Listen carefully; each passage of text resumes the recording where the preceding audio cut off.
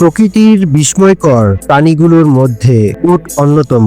মরুভূমির জাহাজ নামে পরিচিত এই প্রাণী হাজার বছর ধরে মানুষের বিশ্বস্ত সঙ্গী। মূলত উটকে দুইটি প্রজাতির মধ্যে বিভক্ত করা হয়েছে। এক, ডোমেডারি উট। এককুজওয়ালা উট আফ্রিকা ও মধ্যপ্রাচ্যে বেশি পাওয়া যায়। বিশ্বে প্রায় 90% উটই ডোমেডারি প্রজাতির। গরম মরুভূমির পরিবেশের অভিযাত্রী। দুই, ব্যাকট্রিয়ান উট। দুই কুজওয়ালা উট মধ্য এশিয়া, মঙ্গোলিয়া, চীন ও শীত মরুভূমি অঞ্চলে পাওয়া যায়। ঠান্ডা আবহাওয়ায় টিকে থাকার ক্ষমতা বেশি।